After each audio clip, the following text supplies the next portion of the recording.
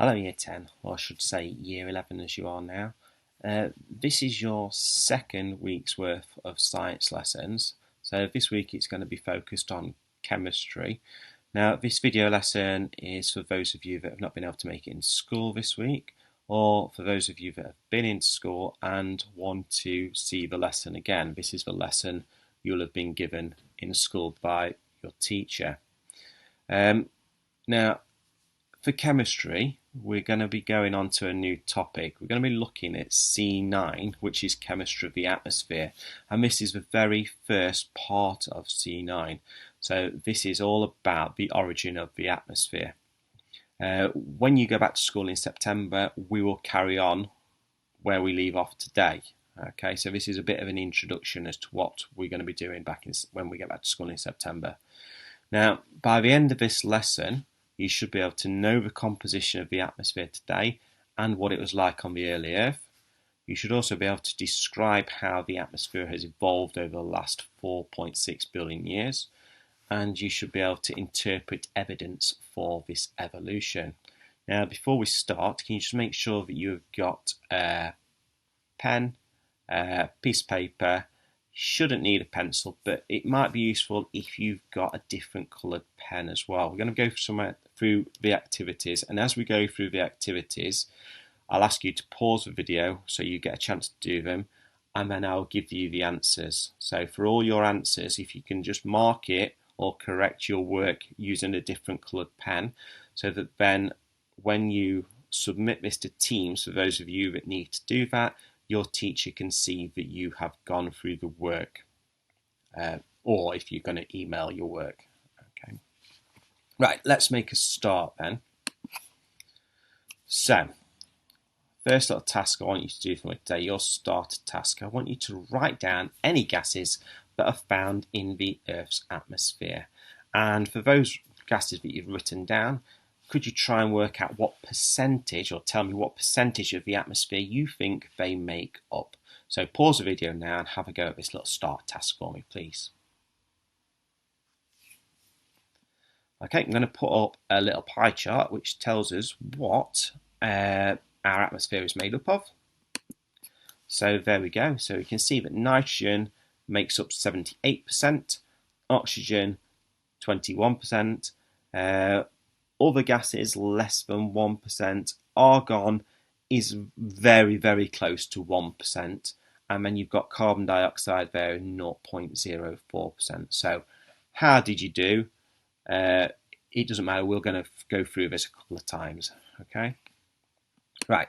So I've got a question, but hopefully we're going to answer. Has Earth always had an oxygen-rich atmosphere?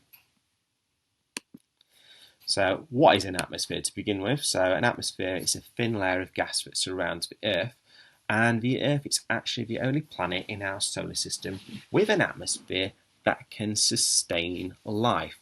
Now, one of the reasons we've got an atmosphere that can sustain life is because our atmosphere protects all life on Earth from harmful ultraviolet radiation. So the type of radiation that causes sunburn on a hot day, the Earth's atmosphere actually protects the majority of that comes from the sun and keeps us safe.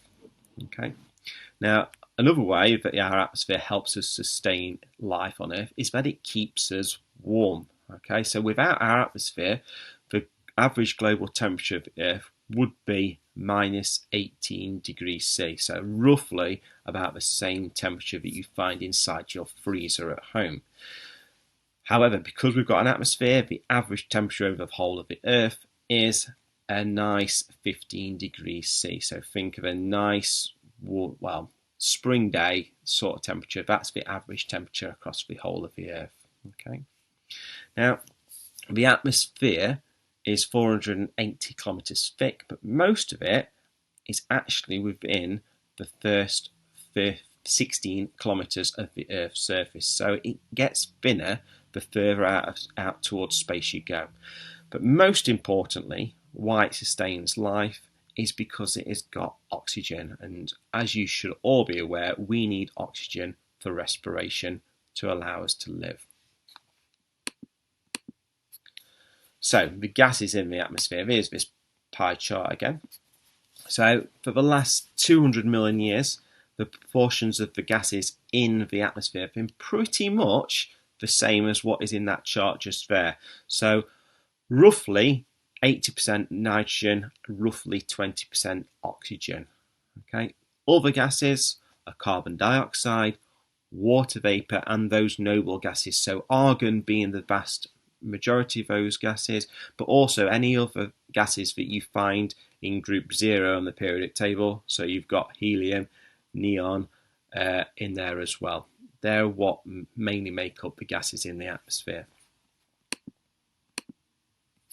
So first little task for me then today. So put task 1 on your little piece of paper, and you're just going to tell me what are the names of gas A and gas B in that bar chart there for me, please. So pause the video now, have a go at this, and then I'll tell the answer in a few seconds.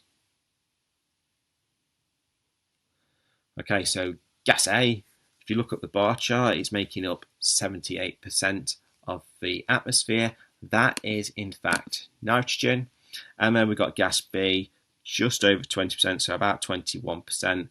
That is oxygen. Okay, second task then.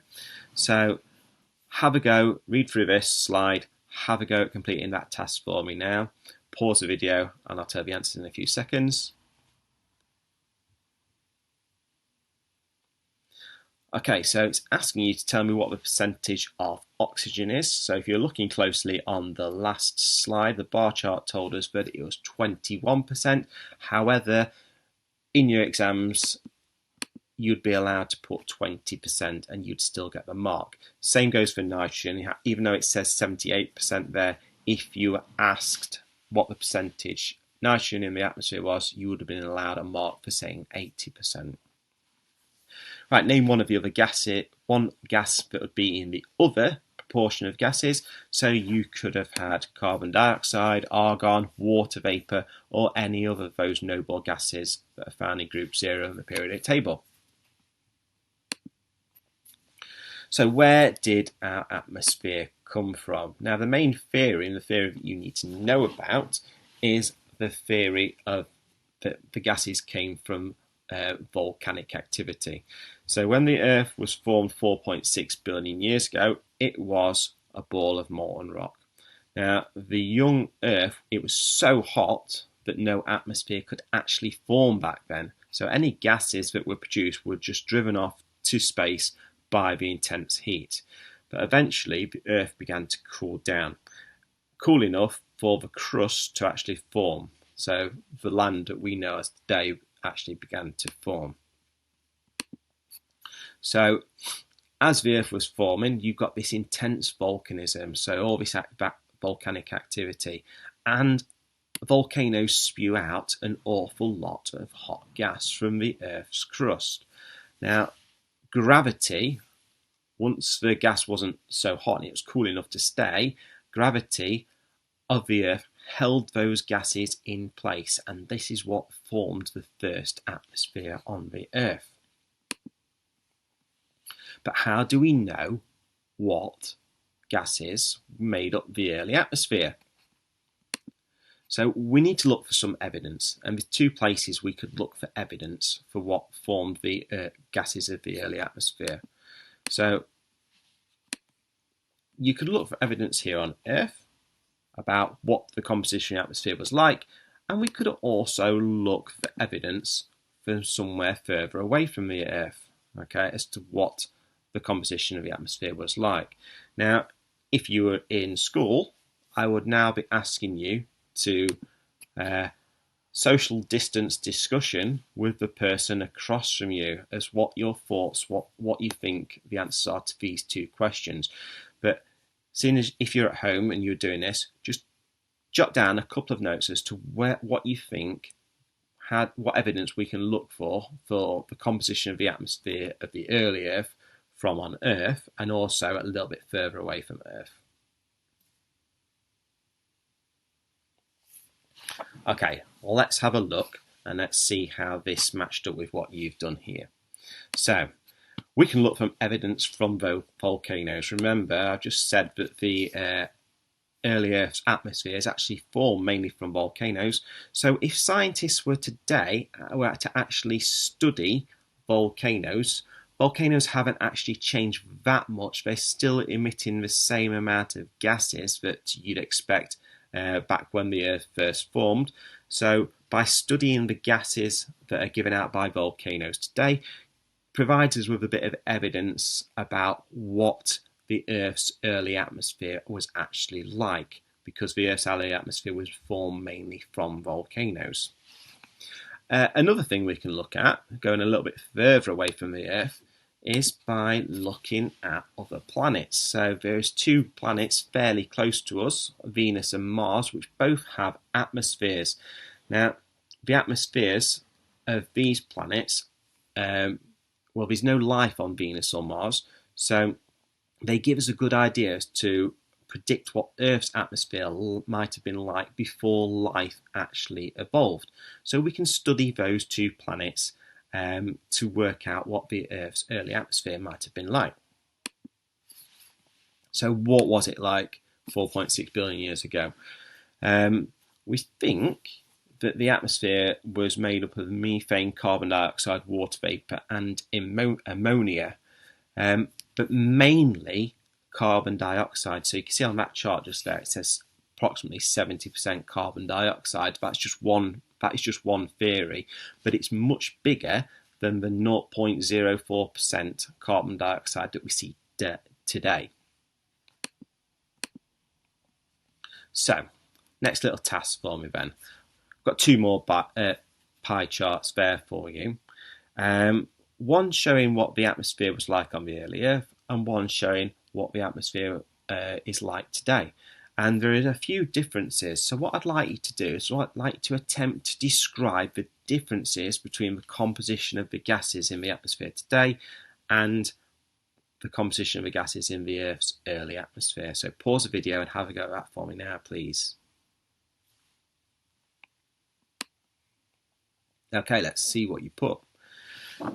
So when it's asking you to describe the differences, we're looking for, in this case, has the gases increased or has gases decreased at all? So let's have a look at the increases first. So looking on that right-hand side, we can see that we've got an increase in nitrogen. It's gone up to 78%, down from up from something very, very small in the Earth's early atmosphere. So nitrogen has increased. And then oxygen is 21% today, and it is non-existent in the early atmosphere. So nitrogen and oxygen have increased. And then we've got a decrease as well. So carbon dioxide made up the vast majority of the atmosphere of the early Earth, but today it makes up that really small amount, so 0.04%. So there's been a decrease in the amount of carbon dioxide in the atmosphere. Okay, next task for me. So you should have had sent out to you a little resource pack as well, and the first thing in that resource pack is an exam question. So I'd like you now to pause the video and have a go answering parts A and B of that exam question, please. Do that for me now. Okay, so use the names of the gases in the table to complete the sentences. In the Earth's atmosphere, the main gas is nitrogen. And the Earth's atmosphere billions of years ago, the main gas was carbon dioxide. Okay, so scientists do not know the accurate composition of the Earth's early atmosphere. Suggest why? Well, I wasn't around 4.6 billion years ago, and neither was many humans. So the reason why we don't know what the Earth's early atmosphere was is because humans hadn't evolved then. So if you put humans had not evolved, or that it was billions of years ago or a long time ago, that gets you that mark there. Use information from a table to explain this answer. Water vapour is present in the atmosphere of the Earth and Venus today. The Earth's surface is mainly covered in water. Suggests why there is no water on the surface of Venus. That is because it is too hot. Okay, so the temperature is above 100 degrees C on Venus. so the water would just evaporate. Liquid water cannot exist on Venus. Okay, so that should complete our first objective. So we now should be able to describe what the Earth's early atmosphere was like and what the atmosphere is like today. And we should have seen that there is a difference. So why have we got this difference? So now we're going to move on to the next bit about the evolution of the atmosphere. Now we're going to form a hypothesis. Now a hypothesis is a possible explanation for a scientific observation. So we've got our observation that the gases in the atmosphere have changed. We now need a reason. So I'm going to ask you to form your own little hypotheses first. So what has caused this change? You've got 30 seconds to write down for me what may have caused a decrease in carbon dioxide and what may have caused an increase in oxygen. Now, as a little hint, the stuff you do in biology should actually help you with this. So the stuff you did on bioenergetics, which is B4, may help. Pause the video now and write down your hypothesis, please.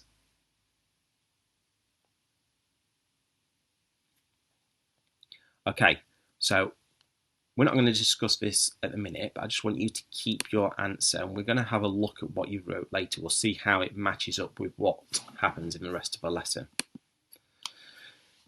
So, we know that volcanoes formed the Earth's early atmosphere, and we've got CO2, we've got water, carbon dioxide, water, helium, hydrogen coming out of that volcanic activity.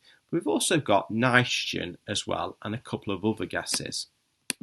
So volcanoes produce nitrogen. This is one of the reasons why increasing the amount of nitrogen in the atmosphere gradually increased. So nitrogen is actually fairly inert. It's not very reactive. So as the amount of it was spewed out from volcanoes, it just gradually built up the amount of nitrogen in the atmosphere because it doesn't react with anything else in there. So it just goes into the atmosphere and it just stays there. Now, another reason why we've got an increasing amount of nitrogen is because when we got an increasing amount of oxygen in the atmosphere, which we'll come to in a second, the oxygen actually reacts with our ammonia. Okay, so our ammonia, as it was coming out of the volcano, it's eventually reacted with our oxygen. And when it reacts with the oxygen, it forms more nitrogen gas. So that is another source of an increase in nitrogen gas there. Now, before we look at how the amount of oxygen is increased or the amount of carbon dioxide has decreased, we need to look at this one key event that happened first, and that is the formation of the oceans. So we've got our volcanoes spewing out carbon dioxide, spewing out water. Now, as the Earth began to cool down, that water vapor in the atmosphere, it condensed. Water droplets started forming in the atmosphere. They fell to the Earth as rain, and then this in turn formed our oceans. Okay, so that is where the oceans originally came from, because the Earth cooled down. Now, this is an important step, so you need to know this, okay, about the formation of the oceans. So let's just check, see if you've been listening for the last couple of slides. What were the main gases in the Earth's early atmosphere? Why was there no liquid water on the Earth to start with? And then why did the oceans form? Have a go at answering those three questions for me now, please. Okay, let's see what we've got. So the main gases in the Earth's early atmosphere: carbon dioxide, water vapour, methane, ammonia. Why was there no liquid water on the Earth to start with? Because the surface of the Earth was too hot for water to exist. Why did the oceans form? Well, as the Earth cooled down, water vapour in the atmosphere was able to condense, fall to the Earth as rain, and it formed the oceans. Okay, so let's move on to looking at how the amount of carbon dioxide actually decreased. So the formations of the oceans, they are important in the evolution of the atmosphere. So why are they important? One reason is because they act as a sink for the carbon dioxide. And the second reason is because they provided the environment for life to actually evolve in the first place. So let's look at this first little reason first. So when the oceans form, carbon dioxide actually dissolved into the water. So carbon dioxide readily dissolves into oceans. It happens today, but back in the Earth's early atmosphere, there was a lot of carbon dioxide, so it easily started dissolving into these newly formed oceans. Now, when it dissolves into the oceans, this is what you get. You get carbon dioxide plus water, and you actually form hydrogen ions, and you form carbonate ions as well. Okay, so that is what you've got forming in your oceans. So the dissolved carbon dioxide goes through a series of reactions, and it eventually forms carbonate precipitate, which forms sediments on the seabed. So you're actually getting the carbon dioxide being turned into carbonate, which will eventually form sediments which will line the bottom of the seabed.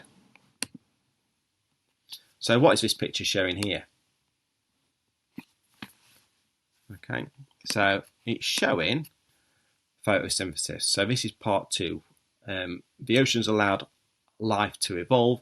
Why was that important? Because eventually green plants and algae evolved over most of the Earth, and then they could begin to absorb carbon dioxide in the atmosphere by using photosynthesis. So this is your link to your biology in B4. So here's a photosynthesis equation. You do need to know this. So you must be able to write this down. So carbon dioxide plus water gives you glucose and oxygen when there is light present. Okay, so here's the balanced equation for it. So 6 CO2s plus 6 H2Os give you C6H12O6 plus 6 oxygen molecules. So that is your balanced equation for the photosynthesis. You need to know this equation. So, task 5 for me then, please. So, 1, suggest how the level of carbon dioxide in the Earth's early atmosphere might have been reduced. I've just mentioned 2 reasons why. Write down the word and symbol equation for photosynthesis. There's a big clue, question 1 there. And then number 3, how might photosynthesis account for a change in another gas found in the Earth's atmosphere? So pause the video and have a go at those 3 questions, please. Okay, let's go through the answers. So question 1. Carbon dioxide may have been dissolved in the oceans, which forms sediments. And then you've got plants and algae may have contributed by absorbing carbon dioxide during photosynthesis. Write down the word and symbol equation for photosynthesis. That is there for you.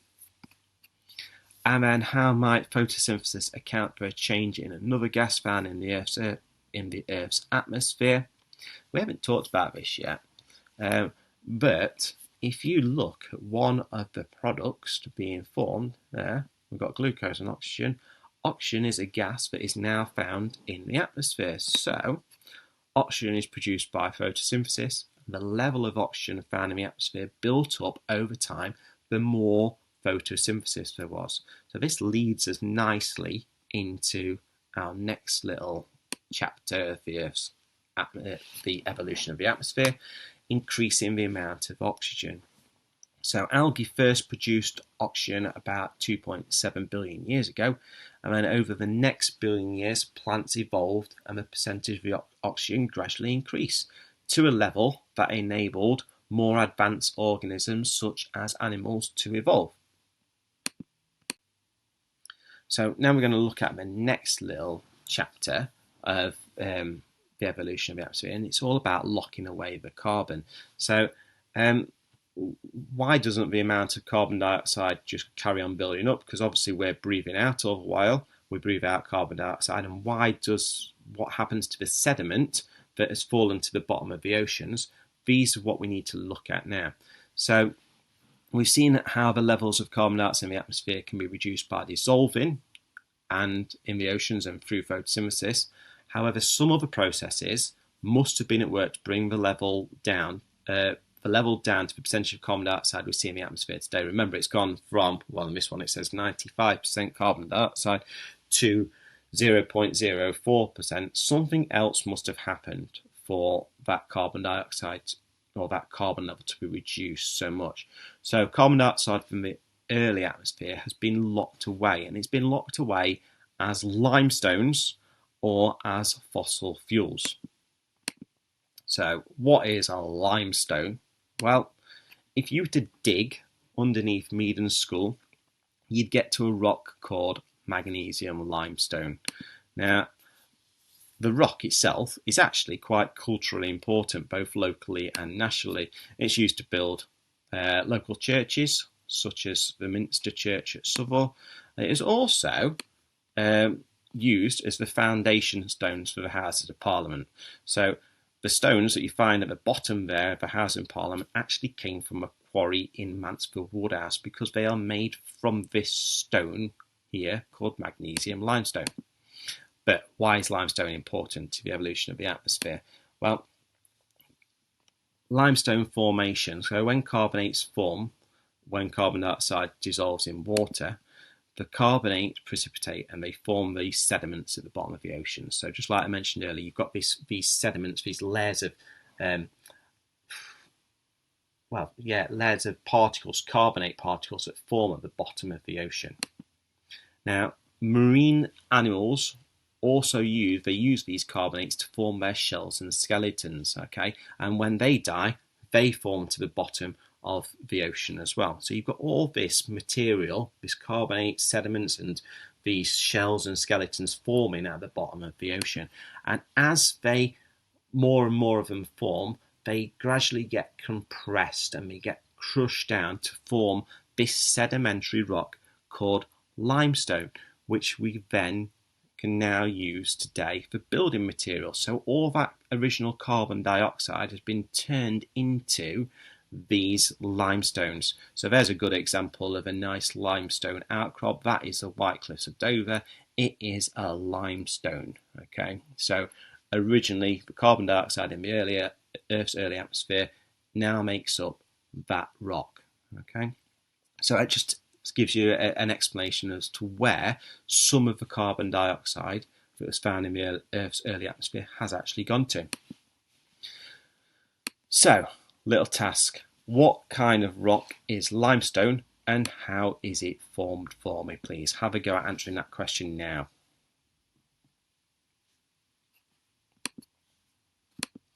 Okay, so it's a sedimentary rock, and it is formed from the shells and skeletons of marine organisms, and when they die they form to the bottom of the ocean, where they are covered in layers of this carbonate sediment, and then over millions of years they are compressed and they form the limestones which we use today. So another way that the carbon is locked away is in fossil fuels. So fossil fuels are formed in two different ways. So we look at the formation of coal to begin with. Plants and trees obviously use CO2 during photosynthesis, and they use the carbon that they take in is used to build their tissues. Okay, now as they die, and if they were to die in swamps and began to decay in the absence of oxygen, they would be compressed over millions of years to form coal. So the coal that we used to get out of the ground near us was originally from a swamp like this. Okay, so there would have been a big swamp over the whole of England looking something like this. They would have eventually compressed down and it would have formed the coal that we see here. It's just another way that we are taking that carbon out of the atmosphere and turning it into something else that locks it away, takes it out of the atmosphere. So other fossil fuels are obviously oil and natural gas. Now they form in a slightly different way. Whereas coal is formed from plants and trees, oil and gas is actually formed from little tiny marine organisms called plankton, and it forms when they are buried in mud. So there is some plankton just there. They're really, really tiny little organisms. Now, when the remains of those planktons are covered in sediment, they compress over millions of years and they form either oil or gas. Now, depending upon the temperature at what they compress, when they are compressed, depends on whether you form oil or gas or not. Okay, so the temperature determines what you get from these creatures. Okay, you're going to complete part C of your exam question now for me, please. So get that exam pack back out and have a go at completing this question for me.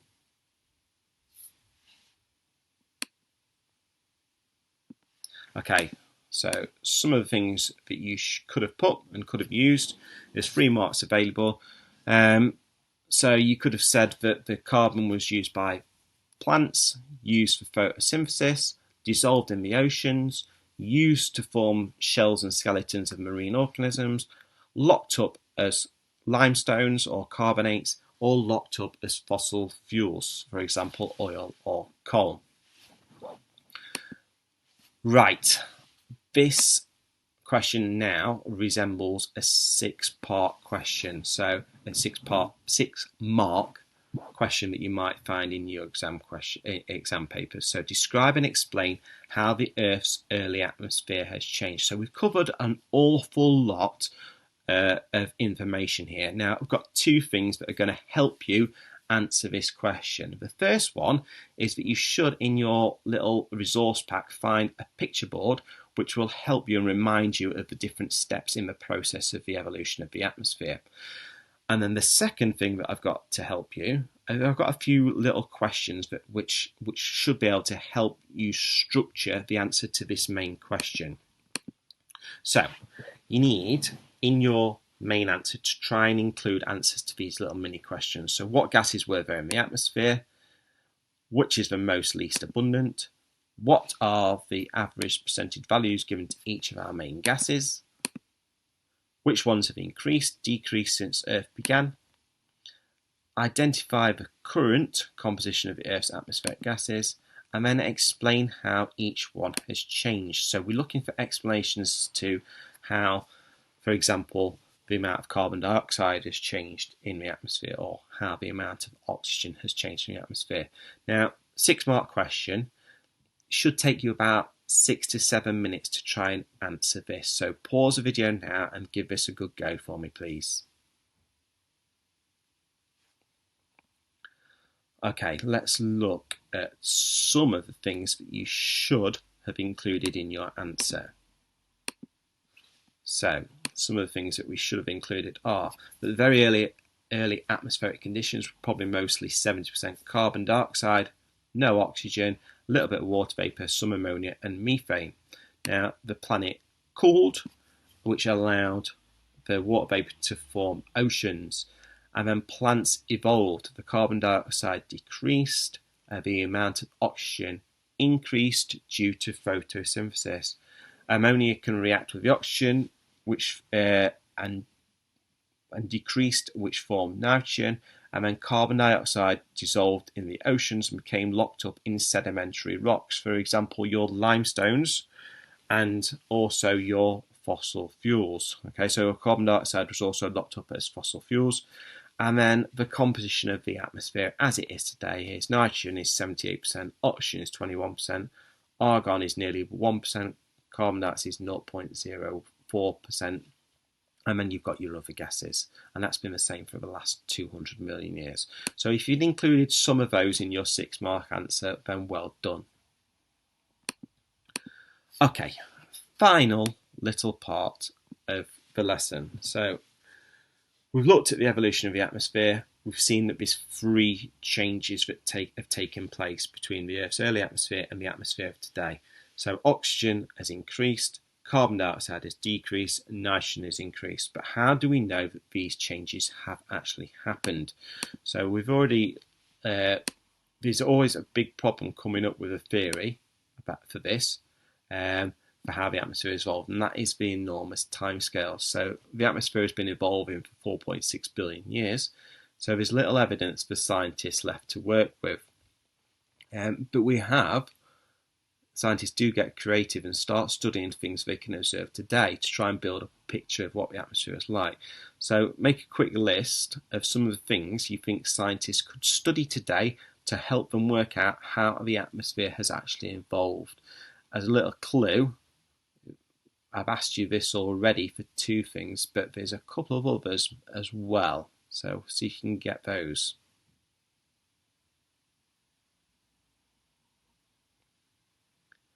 Okay, let's have a look at some of the things that scientists do actually study. So we've already seen that scientists can study volcanoes, and they can also study other planets to help them determine what the Earth's early atmosphere was like. However, today we're also able to study other processes as well to show how the atmosphere has actually evolved. Now, the first thing that scientists can study is actually rocks. So certain rocks, so these ones just here, are called red beds, and they contain a lot of iron oxide. So all that red in there is the iron oxide. Now, if you've got an oxide, what must you have present in your atmosphere for the iron to form iron oxide? You've got to have oxygen in there. So these iron oxides can only form when there is enough oxygen in the atmosphere to react with the iron. So scientists can then work out the age of these beds to predict the point at which oxygen levels reached a certain level in the atmosphere, the level high enough to allow iron to turn into iron oxide. So scientists can actually date when the oxygen level actually increased to a significant amount by using these rocks. Now, we've got the equation there for iron turning into iron oxide. We've got Fe plus O2 gives you Fe2O3. And what I'd like you to have an attempt at is to try and balance that equation for me, please. So pause the video and try and balance that equation now, please. Okay, so to balance this equation, it's a bit of a tricky one, to be fair, but you should have had 4 Fe, so 4 ions, react with 3 oxygen molecules to give you 2 molecules of iron oxide. So very well done if you managed to balance that equation. So what else can scientists find? Where else can scientists find evidence? They can also get evidence from certain living organisms. So some simple organisms, such as the first bacteria to evolve, they actually don't rely on oxygen to release energy. Instead, they use other gases such as carbon dioxide. Now, some of these bacteria still exist today, but we can also see evidence from fossils of these bacteria which have been found of these creatures. Now, depending on where in the fossil record there is evidence of these creatures existing, can sort of like suggest again where there was enough oxygen in that record for these creatures to exist. Okay, so as soon as the oxygen levels start increasing, evolution would have formed different bacteria because to release energy through respiration by oxygen is much more efficient than for these bacteria. Okay, so when there is a change, that is when we can work out where oxygen levels increased again.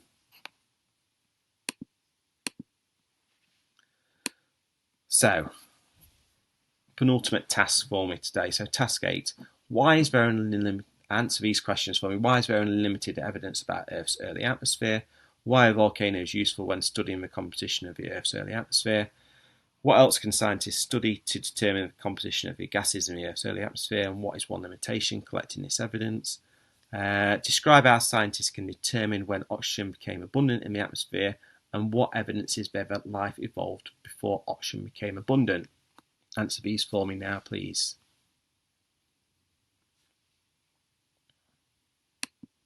Okay, let's see some answers. I'm not going to read them all out. but have a little read over this and correct any of the answers, please.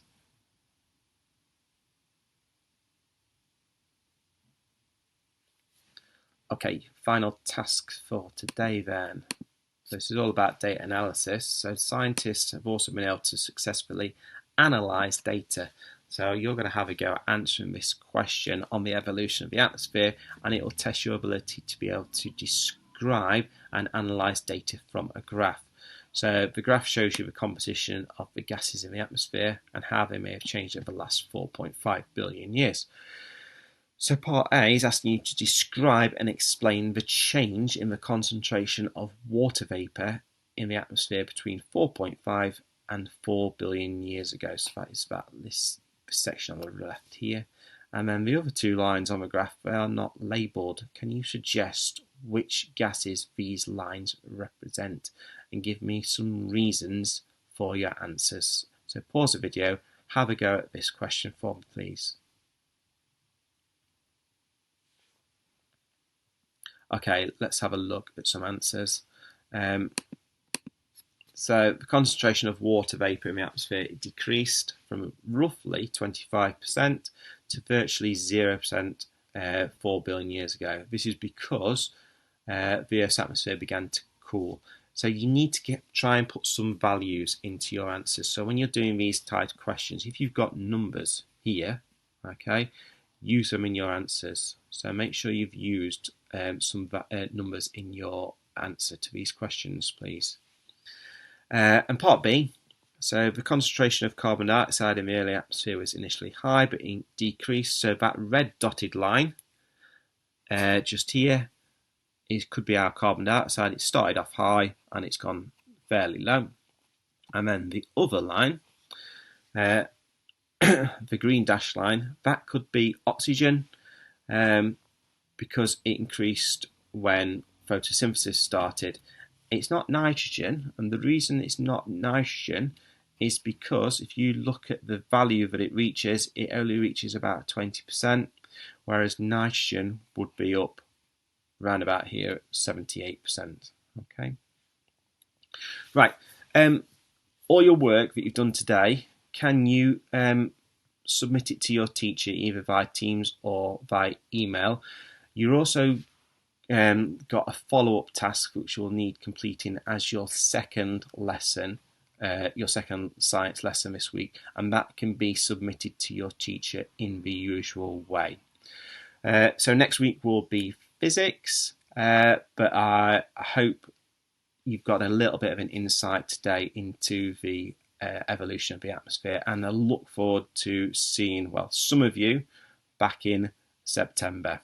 All right, bye.